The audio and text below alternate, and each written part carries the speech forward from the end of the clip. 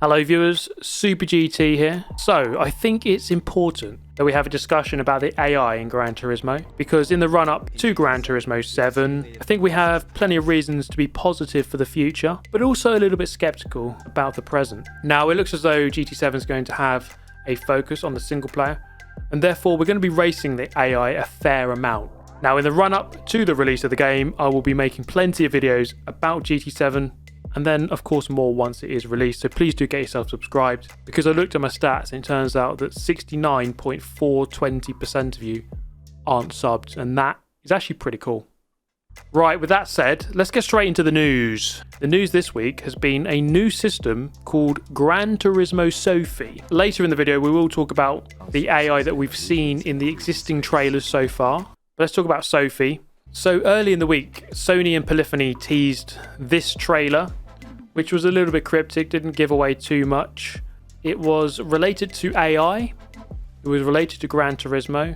Now it turned out to be this AI called Sophy, which would learn how to play the game quickly, it would learn how to drive around the track, and eventually it was good enough to beat the world's best Gran Turismo players. So what they did with the system was they raced it against 4 of the very best players in the world around 3 tracks in 3 different cars to see who would win. They also did some time trials, so 1v1s. So you can see here, this is Valerio Gallo, just above me there. So this ghost has learned how to play this track. It's Maggiore, the GP layout with the Porsche 911. And Gallo is the current world champion in Gran Turismo. He won the World Tour last year, so he's obviously very quick at the game. Now, one of the very interesting things about the AI, you can see it here, on the entry, just used all of the curb and really maximized everything that was available to it. And with just 2 corners left to go, Gallo was very close indeed. Let's not forget that he's one of the world's best players and the AI is beating him. And you see there, the ghost, the AI uses the grass to take a wider line in and actually gain a little bit of time against him. And he did a good 26 laps there and he couldn't beat it. So he ended up being 0.2 of a second away after a fair amount of laps. Now Igor Fraga, again another world champion in the game, he met a similar fate. Ultimately he did 7 laps and he was not able to beat it either. He finished, his best lap was 1.8 seconds off. Emily Jones also had a try around Dragon Trail in the Mercedes, was also defeated. She was 1.5 seconds away. So the AI 3-0 in terms of pure pace against some of the world's best players on Gran Turismo. Okay, so that's pretty impressive. But how about in a race? Can the AI actually race? So what they did was a couple of races, so 3 races around the 3 tracks that we just saw in the same cars. 4 humans against 4 AI. Now they did this in July 2021 and the humans won overall on points. I think it was 86 to 70. Now in October 2021, they did it again. So the AI had more time to learn and was stronger. So the first race in the Mercedes at Dragon Trail, Seaside. Now the first thing that happens is Kokubun in second gets absolutely launched around the outside and the AI just sells him for chips. It also came up with this move a lap later up against Yamanaka. So the AI goes up the inside. There's a bit of contact on the apex, but it gets through. It's very aggressive. So the top 2 positions in the race at this point here were the AI. You see it through the chicane of death. Absolute perfection. So these 2 AI just began to pull away easily. And by the end, it was a pretty convincing win. The AI were 1st, 2nd, 4th and 5th out of 8. And then they won 27-12 on points for that first race. In the second race, there was absolute carnage. This was Maggiore in the 911. And you might kind of be able to see in the back of shot here. But there was carnage.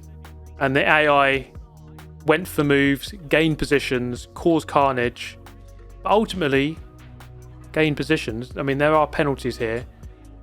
Being handed out, and we can see a replay of it here. So the AI is kind of swerving a little bit, not sure what to do, and it just sends out the inside or goes into the back of Kokubun, punts him off, and then just goes on its merry little way. There was this pretty smart move though. You see here the AI feints to the inside, comes back to the outside, and does the whole switcheroo, and comes back for a late move. Yes, there was a bit of contact on the apex, but it was pretty smart to try to outmaneuver the human player. It's quite interesting to see that.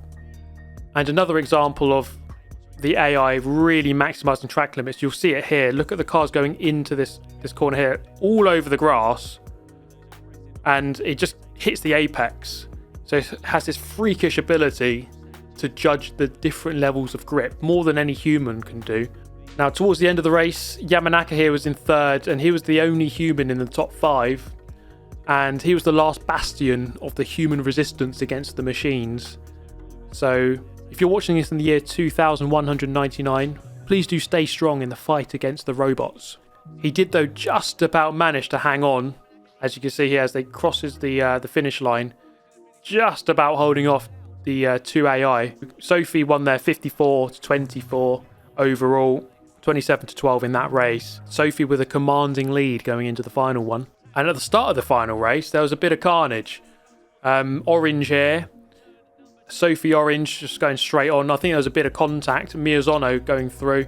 So the humans took the lead in this one and actually gave us a bit of hope that we can beat the robots. And here was actually quite an impressive moment from Sophy, because there's contact in the braking zone at high speed. And rather than just spin off and end up in the barrier in the Shadow Realm, actually Sophy managed to recover the spin, evade contact, go over the corner and just continue and actually overtake again merely seconds later. So that was actually quite impressive that the AI was able to adjust. Now, Yamanaka had a really good battle for the lead of the race, and he was really taking the fight to the machines, and look at that, actually ended up punting Sophy off into the Shadow Realm. And now for the best example of track limit abuse or exploitation, if you like, look at that pit entry use into the 4 chicanes. Absolutely sensational. You don't get a penalty for using the grass or going in the pit entry, so maybe we should all start using it. Then there was one last moment to cap off the carnage, and that was here on lap 7. This is AI up against 2 human players, and it just goes dive bombing up the inside late on the brakes and then pushing him wide. Ironically enough, that's what I do to the AI in the game, but now the AI are doing it to humans. And then there was this contact when it served its penalty. So the humans had the last laugh there. Well, I say that, but actually the AI, Sophy, dominated that one again, and they won 104 points to 52. They doubled the score of the humans, and this is pretty outstanding that this AI can learn to be this quick at the game and beat the world's best players. Now, as Kazunori says in this interview, in this video, I think the main point of this AI isn't actually for it to beat everyone all the time. That's just sort of a beginning step to show what it can do. Ultimately, the aim of it is eventually for it to have the capability to give a good and fun race to humans. It's not necessarily meant to just beat us all the time. But it was clearly extremely fast on the 3-track and car combos that it raced. It was very aggressive in how it raced. It was still smart at times. It would try to feint people to the inside and then go around the outside and switch back. So it still had some intelligence. It was extremely consistent, especially when it was in clean air. I suppose the main question here is, how is this going to be implemented into Gran Turismo 7 or the future of Gran Turismo? And at the moment, as far as we know, it's not going to be in the game at launch. It's going to be something that will be added further down the line. Kazunori didn't give a time frame on when this might happen. He was quite cagey about exactly the timings of it. But he did say in this interview question, he was asked about the AI, and basically the main point was that he wanted the AI to have a more sort of human-like quality. So he wanted them to feel more like humans rather than dumb robots. He also added that the AI can continue to be upgraded over time with monthly updates. So that's quite important information. So it won't be at launch. It won't be in the game at launch. It's definitely not ready yet. But it is something that we could work towards in the future with the Gran Turismo. So it's a system that learns how to play the game. They said in the video it took a day for the AI to learn how to go around the track without crashing. It took 2 days for it to be as quick as the top 5% of human players. They took 10 days or 12 days to become quicker or as quick as the best players in the world. Now, that was only around 3 track combinations, right? It was only in 3 cars around 3 tracks. It's going to have to learn all of the tracks, all of the layouts, all of the weather conditions, all of the cars, all of the tyre compounds, because they only use one, is going to have to add fuel use into the mix, so the car will get lighter. And the strategy of fuel as well. So is it better to burn fuel or save fuel? It's going to have to do all of the pit stop strategies. There's a lot more work that will have to be done before this is actually ready to be put into the game. There's also the massive question of, well, that AI was clearly too quick. It was too fast for the best players, so most of us aren't going to stand a chance. They're going to have to scale it back so that most of us guys can actually race against it and stand a chance. So they're going to have to make some sort of difficulty slide or difficulty levels, maybe easy, medium, hard or something, so that most of us can actually have a good race against it. So there's still quite a lot, I think, that needs to go into this system before it's going to really be able to work in the game properly. But the key point is that that won't be in the game at launch. So what will the AI be like at launch? This is a big question. So what I wanted to do here is take a look at some of the gameplay that we've seen so far that has been released of Gran Turismo 7 and see what the AI looks like. So this AI here is not Sophy. It's not the hyper clever, hyper fast AI. It's just the traditional AI, which I expect to see at the launch of the game. Now, the first thing I notice on this Deep Forest gameplay is that they like to drive side by side for extended periods of time. This is something that is really going to slow the AI down. It's not particularly intelligent to do that.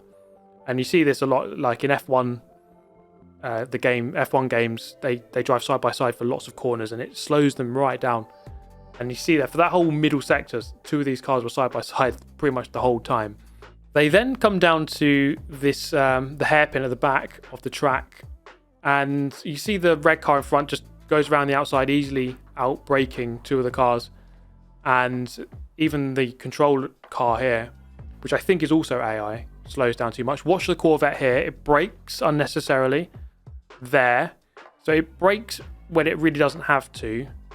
That corner was easily flat out, and through this fast section it was okay. The Mercedes did brake there mid corner. What I can take away from that gameplay at least is that I think through fast corners it looks alright. Certainly through slower corners it tends to brake where it doesn't have to brake. It brakes a bit too much, and if the AI are close to each other it slows them all down because they're kind of fighting over each other and they're not quite sure about each other. When it came to this Daytona gameplay, I felt that this was a better example of how the AI might race. I do believe that the car being controlled is also AI, but I'm not 100% sure on that. So we can only really comment on the other cars for certain. And it did quite easily go past that BMW into that first corner.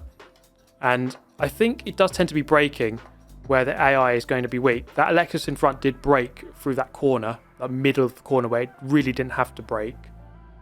Through here, they go side by side and actually give each other space, which is pretty cool.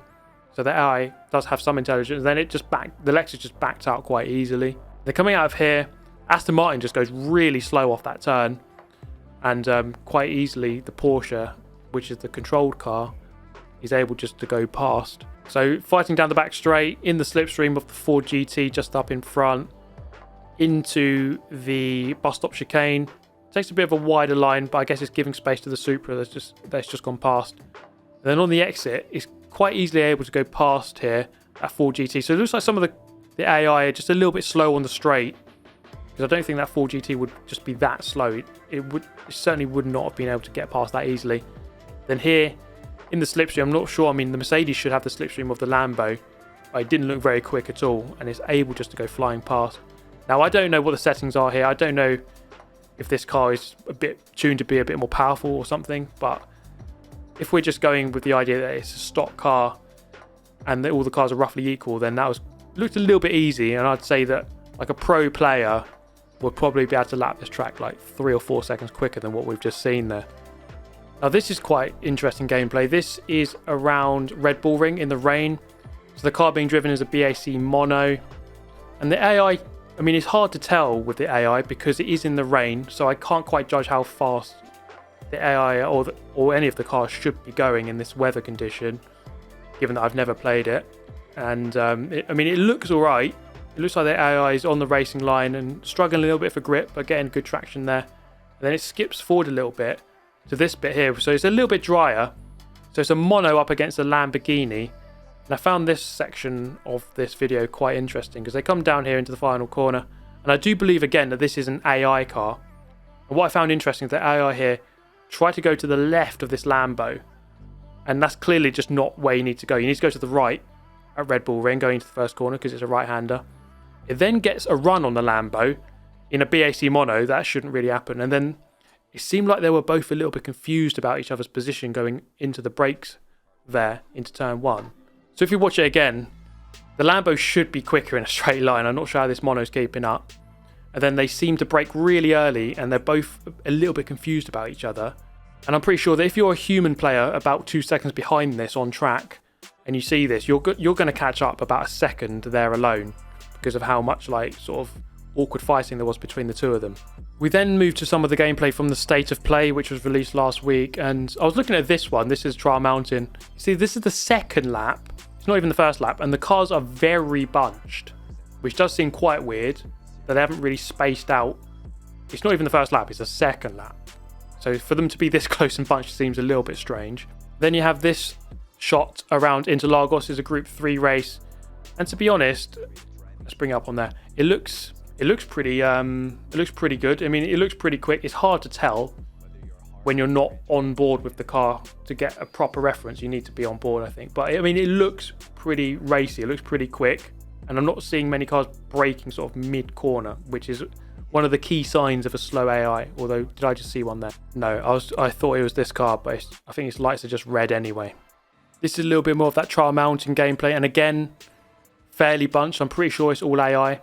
They do seem to be braking a little bit early and in bits rather than one constant braking force. And that's one of my worries about the AI, is that you see the BMW on the right just brakes a little bit there and brakes again and then brakes again into the corner. So it's just that hesitant braking, which is obviously just very slow. Now this bit I found quite interesting on this Daytona gameplay. If you look at the throttle input down here, bottom right there, look how sort of hesitant the throttle is. Rather than sort of going into space, it sort of just holds back and it's not sure.